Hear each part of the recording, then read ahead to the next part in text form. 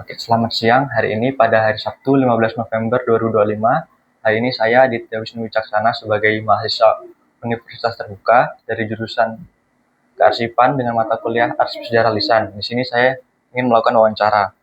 Wawancara ini bertujuan untuk mendokumentasikan sejarah, pengalaman, dan mengenai Sempoa. Baik, terima kasih di sini mungkin atas waktunya Ibu. Mungkin di sini boleh berkenalkan dari mana? Ya, terima kasih atas kesempatannya. Perkenalkan, nama saya di sini Agnesia Noviatifani. Saya di sini sebagai koordinator untuk les kursus Sempoasip di Kota Bontang. Jadi seperti itu perkenalan dari saya. Ya, mungkin di sini saya akan menanyakan beberapa hal. Mungkin yang pertama adalah bagaimana awal mula bisa terbentuknya Sempoa di Bontang ini?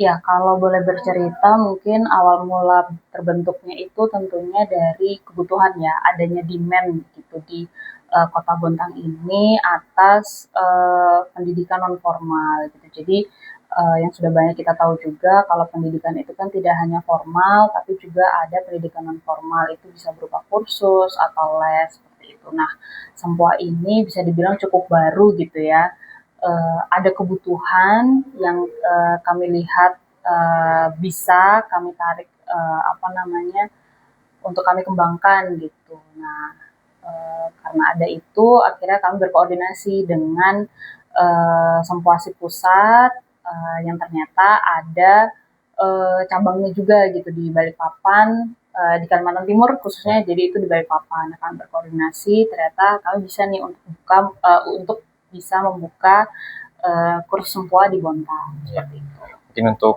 yang kedua, apa tantangan terbesar dalam pembentukan Sempoa ini? Kalau tantangannya sebenarnya banyak ya, walaupun ada demand, tapi kan setelah kami membuka itu ternyata untuk biaya itu juga nggak, mungkin bisa dibilang tidak murah gitu ya, karena ini kan investasi untuk pendidikan anak, otomatis butuh biaya yang cukup besar juga gitu. Nah, jadi tantangannya itu dari sisi pasarnya gitu, otomatis ya karena biayanya cukup tinggi juga, jadi kita mencari pasar-pasar yang mungkin bisa kami masuk gitu ya. Ya mungkin di situ tantangannya itu bagaimana meyakinkan orang tua, bagaimana meyakinkan anak juga kalau belajar di Sempo ini sebenarnya punya manfaat yang lebih gitu dan bisa membantu sekolah-sekolah pembelajaran di sekolah. Dan mungkin untuk yang terakhir, apakah Ibu memiliki pengalaman menarik atau berkesan selama pembentukan atau pembelajaran Sempoa ini? Kalau sama pembentukan tentunya banyak ya apa pengalaman menariknya. Jadi mulai kita membangun dari awal dari nol waktu itu coachnya. Jadi kami di sini sebutnya coach, guru itu sebagai coach. Coachnya itu masih dua, terus dengan jumlah murid di awal sudah lumayan tuh 25, tapi itu memang berjalan 2-3 tahun terkendala COVID gitu ya. Oh itu pasti menantang banget tuh.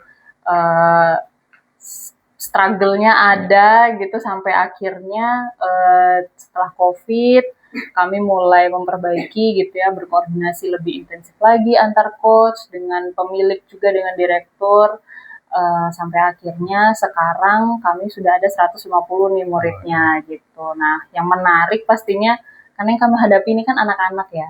Memang yang les anak-anak, tapi kan yang membiayakan itu tuh orang tuanya. Nah itu jadi bagaimana meyakinkan orang tua. Kadang ada yang orang tuanya mau, ternyata anaknya nggak mau nih. Ada juga yang anaknya nggak mau, tapi ya kebalikannya gitu. Nah, bagaimana meyakinkan si anak nih kalau sebenarnya di sini tuh belajarnya fun gitu. Mungkin mereka takutnya kayak, semua ini nanti berhitung terus atau bagaimana. Nah, terus kalau misalnya dari sisi orang tua, dengan investasi biaya yang segitu besar, kira-kira worth it nggak nih untuk anak saya gitu, apa nih kira-kira manfaatnya. Nah, tantangannya sebenarnya menariknya tuh di situ gitu, gimana caranya kita meyakinkan orang tua bahwa Sempoa ini investasi yang sangat oke gitu untuk anak. Baik, mungkin itu saja Bu. Terima kasih atas waktu, perhatian, dan informasi yang tadi berikan. Apabila nantinya ada wawancara lanjutan, mungkin di lain waktu kita bisa bertemu dan semoga kerjasama ini dan silaturahmi tetap terjalin. Terima kasih. Terima kasih.